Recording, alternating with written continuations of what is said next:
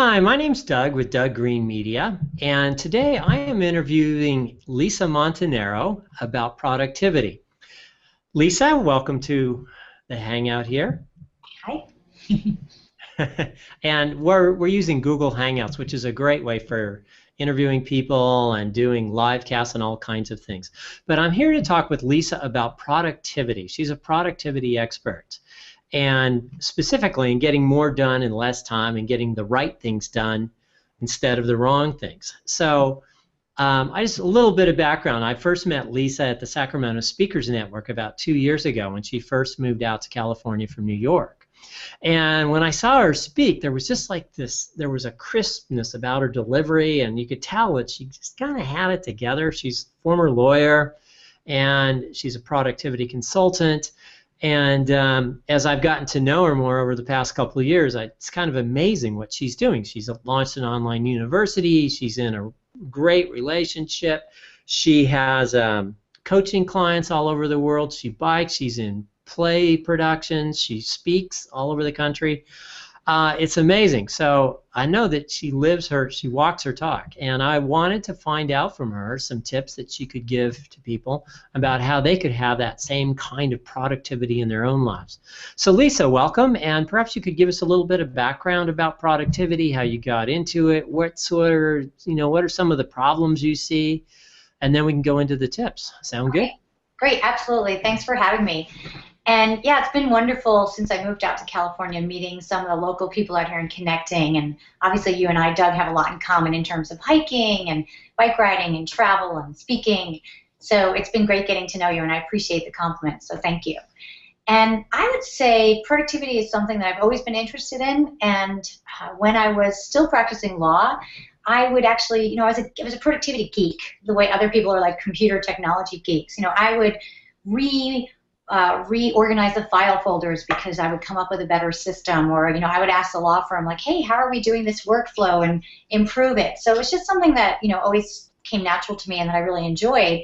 And then lots of friends and family would ask me for suggestions, and I realized that I was helping a lot of other people. So when I was leaving my law career and thinking, what could I do as an entrepreneur, what am I really good at, I had all these different certifications and backgrounds and training and degrees, but productivity just seemed like the most natural fit. So it's actually been 12 years since I left my law career after 9/11 and launched my business, and absolutely love it. And my brand's a little different, though, because a lot of productivity experts will help you be more productive, either to help you do more or produce more, or to affect your bottom line. And I always tell people, if that's your goal, we can get that done. But my particular brand is more about helping you be more productive so that you can live a passionate and successful and purposeful life. And you can run a better business and make more money. But usually that's not what people really want when you dig deep. They really want a sense of not feeling out of control. And they really want a sense of, taking back their control over their schedule and their life and everything that's going on. So it's kind of cool. So it's about like getting rid of overload and just finding a little bit more space in their life, yeah? Yeah, and really focusing more, and as we'll talk about today, being more strategic in their decisions, and really taking control of their habits and behaviors. Because a lot of people know a lot of things. Like, we all know about productivity, but we don't always do those things. Mm-hmm. So what I try to help my clients is to move from knowing to doing, and to be a lot more intentional and purposeful about all their decisions that they're making. And a lot of people get obsessed with the tools. Like, oh, Lisa, show me all the new gadgets and the new productivity apps. And there's a place for that in productivity, of course, but usually that's like putting a Band-Aid on it. Like, here's a new app. But if the person has really poor habits to start with and doesn't have a good relationship with time management, then the app isn't really going to cut it. So. Okay. Anything else you want to add to that before we go into the top 5 tips? Sure, absolutely. So I came up with this concept of crazy busy is a badge of honor now in our society, and it shouldn't be. So I've noticed that a lot of people are engaging in a contest. And so let's pretend that you and I saw each other at the Sacramento Speakers Network. Maybe I say, hey, Doug, how are you doing? And you say, oh, Lisa, I'm just crazy busy right now. I mean, things are just, out of control, and I'm running around like a chicken without a head, and I'm not getting any sleep. And most people are saying that now as if they're boasting. So it's really sort of a sad, it's a little bit of a sad element to our society right now, that people are sort of trying to one-up each other to see who's busier and who's more out of control and who's getting less sleep. And I really try to help my clients and my audience members when I'm doing speaking realize that that's not a badge of honor that you want to win. You don't want to be the crazy busiest, because that really means that you're not taking control. So what I'm going to try to do today is use 5 tips to teach people to have proactive, positive productivity. So really kind of not falling into the crazy busy side, because that's just not a great place to be in. Positive, proactive productivity. That's nice. I like the way those words go together. All right, well, why don't we start with the first one? Okay, great. So let me just pull up my handy dandy little 5 tips here. And of course I know the first one, but want to say it the right way. So the first one's a little provocative or controversial. I like to say to people, time isn't the problem, you are. And here's what I mean by that. We have to examine our relationship with time. And one of the biggest things we do without even realizing it is we blame time itself as opposed to blaming ourselves and our habits and behaviors that need to change. So typically someone will say to me like, oh, I would love to do that. I'd love to be more productive, but I don't have any time. And I'm like, wait a minute, come here, let me feel your pulse. I'm like, yep, you do have time because you're still breathing. So when you're saying that, really what you're saying is, I don't feel like I'm managing my time well. And it should be a little bit of a sort of antenna going off for you. If you find yourself saying that often, like, oh, I don't have any time, then reframe that and say, okay, clearly if I'm saying that, it means that I'm feeling a little out of control right now, and I need to examine my time management, and I need to examine what I'm doing with my time and why it's not in alignment with my priorities. So I like to tell people that time isn't the problem, you are. And I know it's a little in your face, but I think it's a way to sort of get our attention. So it's almost like a little self-assessment. It's like let's take a step back and figure out how we're feeling and stop blaming time, because time keeps ticking no matter what. It's what are we doing with our time? Yeah. Okay, so that's sort of like a reflection of reflection. Yeah, I like that. That's a really nice way to say it. I think it's more of a reflection than an assessment tool. So really it's, and it also gives you a chance to step back and breathe. I mean, if you really are falling into the crazy busy mentality, then when's the last time you've actually stopped and examined your relationship with time? And not just by looking at your calendar, but also by sitting back and asking yourself, like, some really tough questions, like why am I saying yes to so many things that maybe I don't want to be saying yes to? Why do I overschedule myself? Why do I put myself last? Or why do I underestimate how long it takes to do things? So all those types of things are more of the assessment, but it needs to start with a reflection first. So I like your word. Okay. What's the second point? Second tip you can give So us? the second point is, let's say you are walking around with all of these to-dos and responsibilities and tasks in your head. That causes what I like to call mental clutter. And you probably have it, right, Doug? I mean, you're human. Don't you have some mental clutter, like all these things in your head? Yeah, there's this, there's this project and that project and this part of my life. Yeah, indeed. Yeah. Yeah, I mean, I do too. We're human, and for some clients, that mental clutter can actually really get in the way of being able to make really good decisions. It can make you cranky. It can make you lash out at your loved ones. Maybe make you not the best worker. It can cause a lot of stress, and in an extreme, it can cause insomnia. I have some clients that contact me that say I'm not sleeping because I have so much in my head, and it can also cause illness. So one of the first things I tell people to do is the term do a brain dump. And I know it doesn't sound pretty. I don't want you to picture like brain matter coming out of your head. But the idea is to take all the things swimming around in your head and to take them out and put them somewhere. And what most people do with them, we'll talk about this in the next tip, is they put them in a to-do list. And there are reasons why that might not be the best thing to do with them. But essentially, that could be a good place to start. So literally old-fashioned pen and paper by your nightstand if you can't sleep, and write things out. Or just do a little brainstorming session with yourself and be like, okay, why do I feel so stressed out? I have all these things in my head. I need to dump them. So I tell people to try to do a daily brain dump. Usually it works the best at night, because it really does clear your mind and help you sleep. But some people do their brain dump in the morning. Other people only need to do a brain dump like once a week or once a month, because once they've dumped it, it's just a matter of adding a few little things as opposed to doing an initial dump. So for everyone that might be watching this video, think about, have you ever done the brain dump? And if you haven't, I would start there. I think that's the most important thing. So the second tip is to get it out of your head and down on paper or some sort of media so that it's like it's out and it clears your head up. Yeah. And I'm glad you said some sort of media, because you and I have talked about this in our emails. I'm a big dictator. So that doesn't sound right. Not a dictator of a country. Dictator as in I do voice dictation. So I tend to dictate a lot of my brain dumps. Like I'll think of a great idea and I'll record it as a voice memo, or more likely a voice to text. So I might just email myself or put it in a note. But really, you can capture it anywhere. So you can capture it on paper. You can capture it on a notes feature on your phone. There's great programs out there now, like Evernote, for example. So there's lots of great places. But yeah, you're going to do a brain download. Yeah. Okay. What's tip number 3?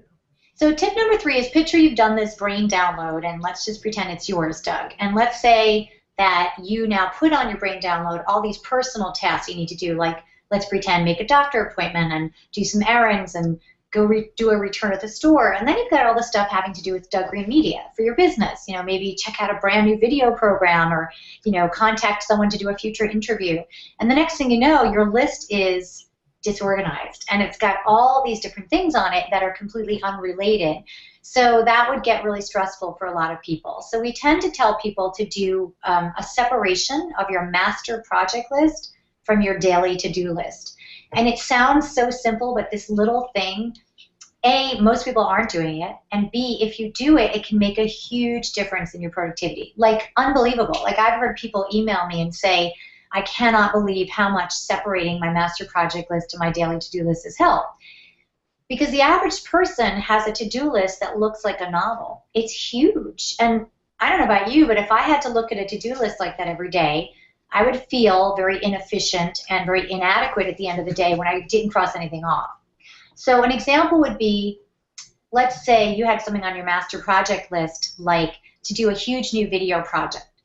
Well, you're not going to do that in one day. So your daily to-do list might have like 3 little pieces of that video project, like to try out the new software, or to get yourself a free trial, or to contact someone you're interviewing.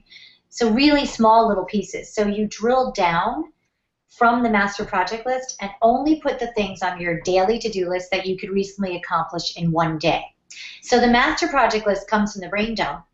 Then you organize that, let's say, into personal and professional or different categories, and then the daily to-do list might only have 3 to 5 things on it. That's it. And that alone can make a huge difference in your productivity, because guess what? You'll do those 3 to 5 things, and then you'll be like this the other day. Look at me. I did my daily to-do list. As opposed to like picking up a document and going, I didn't do anything on here, or I only did 3 things, and there were 85 things on that list.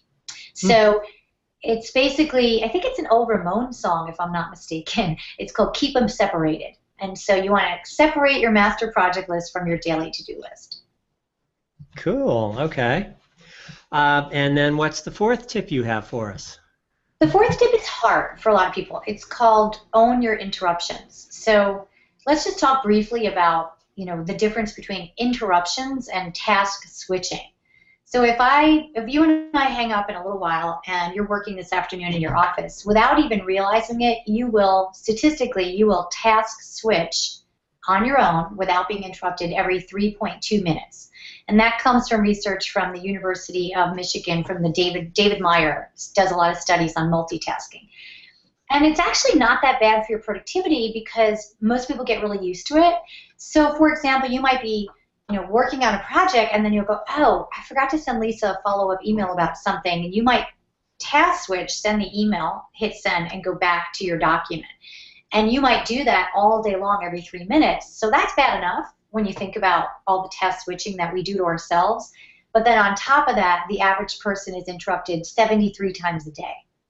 That's a lot. Although it's funny, because some of my audiences are like, that's nothing. My kids interrupt me more than 73 times a day. That's an hour. Exactly. So that's an average. But how do you own your interruptions? It's not always easy, and you don't want to appear like you have, like, let's say you and I work from home. We're entrepreneurs, but for someone that works out in the workplace, they don't want to maybe close their door. They don't want to, put a big sign on the door that says, like, don't interrupt. But sometimes you need to set up these do not disturb hours and maybe let people know that you're working on a big project and you can't be interrupted. And you may need to, like, turn off the phone, turn off the email prompts, and set yourself up for uninterrupted time. You can also grade your interruptions, and I know that sounds mean, but you can have, like, the A interrupters, the B interrupters, and the C interrupters. Like, an A interrupter might be your prize client, your boss, or a sick child, and maybe a B interrupter is, like, a friend, and then maybe a C interrupter is like a telemarketer. And so you could say, okay, during this time, I'm only going to take an A interruption. I'm not going to take any B and C. And then you may have other times when you might not even take an A interruption, although hopefully you don't have a sick child, but you know what I mean. So that's another thing, is you could grade your interruptions. And then my favorite sort of mini tip for dealing with interruptions is called the counter offer. And I'm amazed how many people don't use it. So a lot of people will get interrupted, and someone will call them or come to their office or email them and say, hey, Doug, do you have 15 minutes? I've got a big issue that I want you to help me with. And a lot of people will be like, oh, God, and they'll take the interruption. And let's say it wasn't a good time for you. So every interruption is an offer. That's how I want you to look at it from now on. Every interruption is just an offer. You have the opportunity, if you want, to counteroffer. And you can say, actually, Lisa, I can't help you now, but how does after 3 p.m. work? Done. And people just don't do this enough in the workplace and in their private lives. Someone says, hey, can you bake for the bake sale? And when is that? Thursday night. Actually, I can't bake for this Thursday night, but let me know when the next bake sale is. That's a counteroffer. So if you did that more often, if we did that more often, we wouldn't get ourselves into these situations where our schedules are overbooked and overstuffed. And we'd be able to give our schedules more of a diet. Yeah. Cool. Okay. And on point number 5, I see a rule that looks really familiar. Maybe you can tell us more about that. Sure. You might actually know this. I think you do. I think we've talked about this before. So, and without giving you a huge history lesson, it's called the Pareto Principle, P-A-R-E-T-O. It's named after Vilfredo Pareto, who was a 19th century Italian economist. And he actually studied land use in Italy and noticed that 80% of the land was owned by 20% of the people. And then in the 1940s, I believe, maybe the 50s, Joseph Uran, I think it's J-U-R-A-N, used it and applied it towards business and economy in America. And it now is known as the 80-20 rule. And that's how most people know it. And a lot of people hear it thrown around, but they're not quite sure what it means. It means that in any grouping of items, that 80% is usually irrelevant and 20% is relevant. So let's apply that to a few different things. So in your business, a lot of times, 80% of your business comes from 20% of your clients. Those are like the top 20. In interruptions, 80% of your interruptions come from the same 20% people. We call them the time bandits because they keep stealing your time. Hopefully you're not one of the time bandits if you're out there. And then, like, a lot of people only wear 20% of their clothing. So we've seen this applied a lot in paper management. 20% of your paperwork is relevant. 80% of all the paper that's saved anywhere in any file is usually irrelevant. It's pretty incredible. So let's apply this towards productivity, as in your energy management and task management. Really, what the Pareto Principle stands for, like the takeaway for us, is to really study what you're spending your time on and ask yourself, is this part of the 20% that's really important, that's really essential, that's really relevant, or is this part of that 80% that people get caught up on and start spinning their wheels and looking like a little hamster? And it's a little bit of a check-in, or like you put it earlier, it's a little bit of reflection. So what's nice about it is you've almost got like a reflection at the top and the bottom of the 5 tips, and they bookend the middle of the tips, and the middle of the tips are a little more active. So the middle of the tips are more, let me get into action mode, whereas the figuring out your relationship with time and then checking in with the 80-20 rule, those are a little bit more of a check-in and a reflection. And I tell people that, with the Pareto Principle, they're like, well, how will I know if this is part of the 80 or 20? You'll know after a while. If you start to study your productivity and your habits and your behavior, you should know if this is essential, if this is a priority. if this is one of the things that's taking you forward towards what you claim is really important to you, or if this is something that's just taking up your time. So that's the 80-20 rule. You've heard of it, right? I mean, you've used Oh, it. yeah. In fact, sometimes I've heard it even called the 90-10 rule. Oh, interesting. Interesting. Yeah. Like, Yeah, I like it, even though the numbers may be skewed, because I have heard people take issue with it. I don't think it's supposed to be a hard and fast rule about the percentages. It's supposed to be more of just letting you think about what is essential. And usually it's a pretty small amount, as you just said. It could be 90-10, it could be 80-20, and it's really powerful when you watch it in action. When people start to get it, they're like, wow, actually, Lisa, I looked at my brain dump, and as important as I thought it was, and it's been swimming around in my head, when I actually examined it and then pulled out what I would do on a daily basis, I actually was able to get rid of 60% of it or something. So it's interesting how much we crowd ourselves with, and then when it really comes down to it, physically, things that we buy, consumerism, material possessions, and then all the non-physical things, our tasks, our to-dos, our responsibilities, when you really drill down, a lot of it's not essential. Okay, so those are the 5 tips, and I'm just going to recap them. The first point is time is not the problem. You are. So reframe your thinking about time management. Tip number 2 is do a brain dump. Get all these different things that are going around in your brain that you need to do and you're thinking about, and get them outside of your brain, whether you use paper media or digital media. Just get them out so you can clear your brain out. Number 3 is with your to-do list, keep them separated. Don't intermingle business and pleasure and this and that. Just keep them really separate and clean so you can really see each project on its own, each list on its own. Point number 4 is own your interruptions. So make sure that you become mindful of them, become conscious of where you're spending time away, and then once you've caught their attention, then take steps to deal with it. And the 5th one is to use the power of the Pareto Principle, otherwise known as the 80-20 rule. 80% of your business might be coming from 20% of your clients. 80% of your results come from 20% of your work. So make sure you're working on that 20% and not the 80%. Is that a pretty good recap, Lisa? Yeah, that's great. It's actually really fun to hear someone else say them.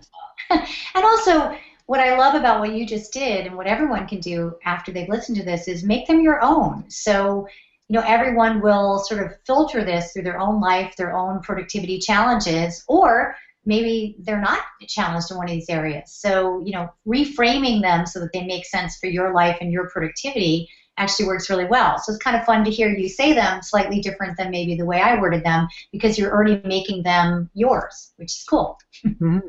Well, hopefully they'll get me some results. I'm counting on it. So I understand, too, that you've got a way for people to follow up with you to learn more about this.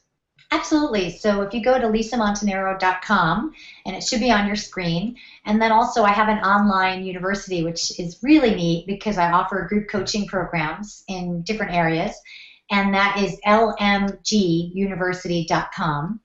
And one of the best ways to stay in touch is I'm a huge social media fan. I'm a huge user. Of course, I use my time management skills to not be on there too long.